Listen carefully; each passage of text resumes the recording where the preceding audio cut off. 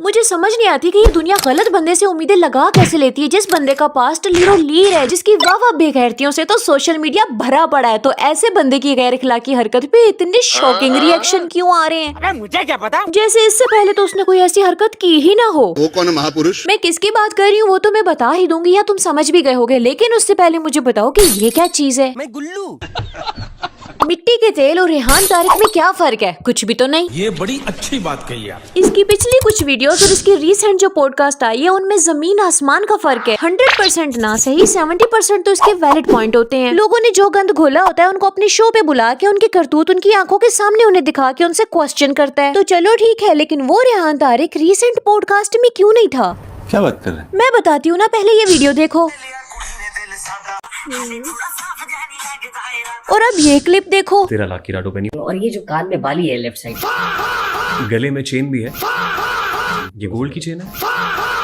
ये कितने की है? हिपोक्रेसी की भी सीमा होती है। भाई इस बात से हमारा क्या लेना देना कि वो कितने लाखों की राडो पहन रहा है या फिर गले में कौन सी चेन लटका के रखी है।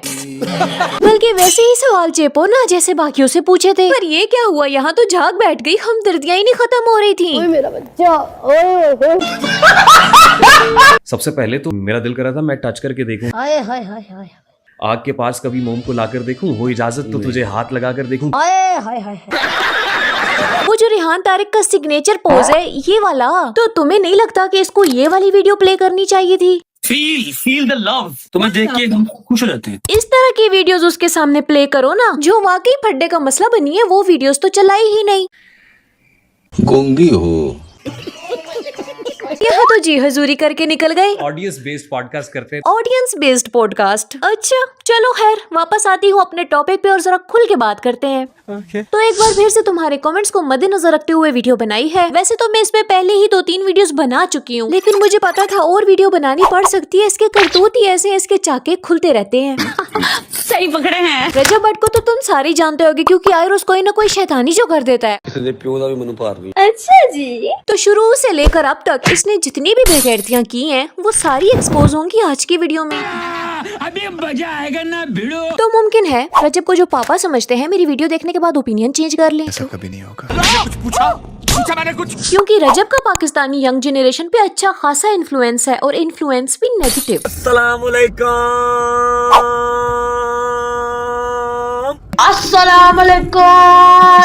आज हम बनेंगे रजब भट्ट। ऐसा मत करो मेरी जान, लाइफ में कुछ अच्छा करो यार। वैसे तो इसकी सारी बेगैरतियां ही पब्लिकली अवेलेबल हैं, पर कहाँ टुकड़ा टुकड़ा ढूंढते फिरोगे, तुम्हें सब कुछ इसी वीडियो में मिल जाएगा। मैं नहीं मानता।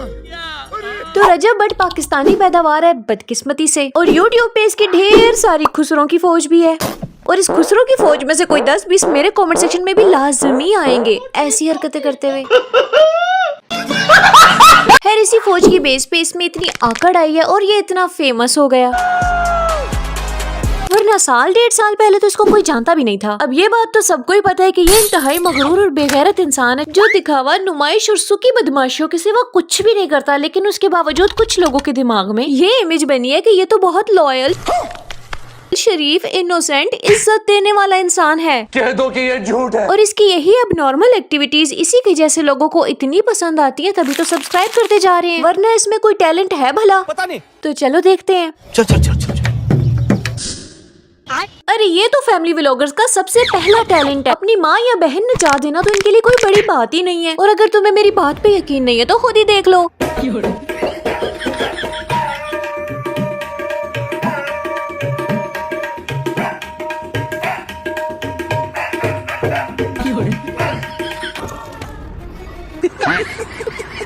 तो तुम्हें क्या लगता है कि रजब भट्ट के इतने सारे सब्सक्राइबर्स उसकी कंट्रोवर्सीज या फिर ये 3 डंगर पिंकी चोटे को देख के बने हैं? सोई हुई बहन के कमरे में अपने दोस्तों के साथ आधी रात को घुस जाना और इंतहाई अनकंफर्टेबल सी वीडियो को सारी दुनिया के सामने पब्लिक भी कर देना। किसी और के साथ नाजायज ताल्लुक में रहते हुए एक और लड़की की जिंदगी खराब करने के लिए उससे शादी कर लेना और फिर ये कह दो कि मुझे उस रिलेशन में से निकलते निकलते वक्त लग गया था। उस बात की माफी मैंने अपनी बीवी से भी मांग ली और सोशल हैंडल्स पे भी मांग ली। माफी मांग लेने के बाद भी मैं उन एक्टिविटीज को छोड़ने के बजाय कंटिन्यू रखता हूँ तो मैं सुरखरू हो गया। तो ऐसी बेगैरतियाँ करने के बाद इसको इसी के जैसे बेगैरत तो सब्सक्राइब करेंगे ही ना। You're right, bro. और फिर ये किस मुंह से ये बात कहता है कि ईमान ने मेरे घर के बजाय अपनी अम्मा के घर को प्रेफर किया। अपने अफेयर से रिलेटेड मैंने उससे माफी भी मांग ली थी और बदले में आईफोन भी दे दिया था, और अगर माफ नहीं किया था तो आईफोन क्यों लिया? पैसे के अमीर दिल के गरीब। ओ भाई ये बंदा है, खोता है, कोई नस्वार के गरारे करता है, इसके साथ मसला क्या है? इसको अपना आप क्यों नहीं गलत दिखता? सारे मसले हल हो जाएंगे, एक बार ये शीशा देख ले। कैसे सेटिस्फाइड बेगैरतों की तरह ब्लफ छोड़ रहा है कि मैंने तो माफी मांग ली थी, माफी मांगने के बाद बेवफाई छोड़ी क्या? हर दिन तो नई क्लिप आ रही होती है हर नई लड़की के साथ। हाँ ठीक है, पानी पी। हर आई गई लड़की पे डुल जाना यही जाहिर करता है ना कि ये तो आधी बेवफा है, यानी सारे मसले इसमें खुद हैं और यही उठ के कह रहा है I am done with this marriage. मतलब सारे मसले इस फैमिली में खुद हैं और ये लोग चाह रहे हैं कि ईमान इनके पैरों पे आए। क्यों? क्या ईमान हर रंग बिरंगे लड़के के साथ टिकटॉक पे बैठ के लाइव बातें करती है? नहीं। क्या ईमान ने रजब को चीट किया है? नहीं। क्या ईमान की किसी लड़के के साथ वीडियोस वायरल हुई हैं? नहीं। तो भाई फिर ये क्यों डन विद दिस मैरिज हो गया है? I'm done with this marriage. तो साला बहुत नीच आदमी रहे। और ये सारा क्रेडिट जाता है रजब की माँ जी को। उन्हीं की तो तरबियत है, उन्हीं की तो हल्लाशेरी है। बेटा गुनाह करके कहता है पास्ट तो सबके होते हैं। पास्ट सबके होते हैं, गलतियां कोताहियां सबसे होती हैं।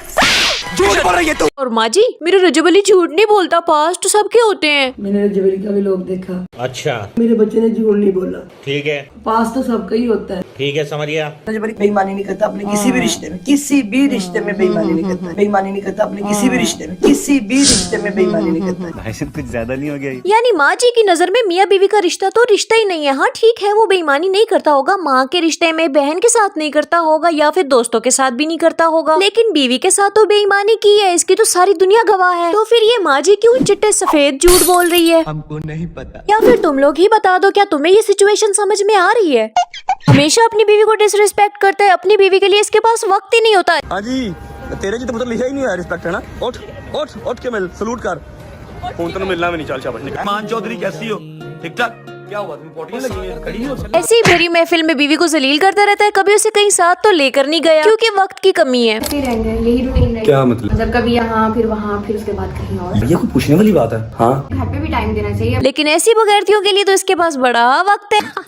सही पकड़े हैं। और रजब के दोस्तों की जुर्रत तो देखो ना, वो भी उठ के ईमान को तड़ियां लगा रहे हैं। ईमान को स्टोरी नहीं लगानी चाहिए थी, हल्ला नहीं बोलना चाहिए था, वो ऐसी मत कोई रजब को भी दे दो। 5-6 मिलियन लोगों के आगे तो वो बोलकर आ गया कि I am done with this marriage. उस वक्त तुम लोगों की जुबानों को पत्थर पड़ जाते हैं या लकवा मार जाता है। उनकी तरफ से तो निरी खामोशी थी, कोई बोलने वाला ही नहीं था। और जब 2-4 लफ्ज ओन ने क्या बोल दिए, रजब ने उसके कंधे पे रख के बंदूक चलाना शुरू कर दी। वो तो ताक में बैठा था कोई गलती करे और मैं जान छुड़ाऊं। बल्कि रजब को तो उनका एहसानमंद होना चाहिए कि जब इसकी बीवी को सबसे ज्यादा इसकी जरूरत थी तब ये अपने ही करतूतों की वजह से बाहर फंसा हुआ था। जो रजब की जिम्मेदारियां थी वो ओन पूरी करता रहा। और अब ये तो वो दोनों बहन भाई जानते हैं कि उन्होंने क्या क्या फेस किया और किस नहज पे पहुंच के उन्होंने अपना मुंह खोला। तो फिर रजब के ये लुच्चे दोस्त या माँ जी तब रजब को ये नहीं कह सकते कि पुत्र बंदे तो पुत्र बन। बाप रे, ये तो धोती खोल रहा है। बल्कि माँ जी तो रजब और गजल के कसीदे पढ़ते ही नहीं थकती, हर वक्त अपनी बिगड़ी औलाद के करतूतों पे पर्दे डालती रहती है। और रजबी ने कहा कि गजल मुझे कसम खुदा की आज प्राउड फील हो रहा है कि मेरी बहन ने साथ में दुपट्टा ले लिया। साथी सावित्री। अरे वाह, गजल को हिदायत मिल गई है, हिजाब लेना शुरू कर दिया है। लेकिन एक सेकंड,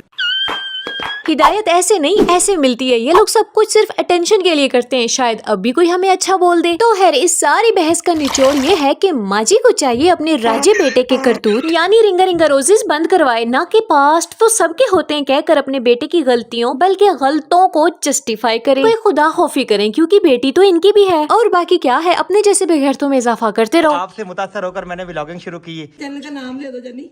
थैंक यू माँ जी, थैंक यू वेरी मच। और हम सायों के साथ लड़ाई करने लगे। कौन सा लड़ाई क्यों की उनके साथ? लड़ाई नहीं की मैंने। बस यही थी मेरी आज की वीडियो तुम्हें कैसी लगी है ये तुमने कमेंट सेक्शन में बताना है। अगर अच्छी लगी हुई तो वीडियो को लाइक भी कर देना और मेरे चैनल को नेक्स्ट वीडियो तक सब्सक्राइब करके रखना। और एक मिनट जाते जाते ये भी सुन लो, रुको। क्या? ये जो Q&A से रिलेटेड कमेंट करते हो तो मैंने भी यही सोचा था कि हाँ होनी तो चाहिए, लेकिन फिर इतने जाती सवाल होते हैं और अगर मैं भी अपने बारे में सब बता ही दूंगी तो मुझ में और फैमिली व्लॉगर्स में फर्क क्या रह जाएगा? बात तो सही है। और वैसे भी मैंने तो अपने बारे में इतनी बड़ी बात पहले ही बता रखी है। कौन सी बात? यही बात कि मेरा नाम आमना है। रन। टाइम नहीं है मेरे पास। लेकिन कभी बैठ के मेरी कहानी सुनाऊंगा ना भाई तो तेरी भी आंखों में आंसू आ जाएंगे। खत्म।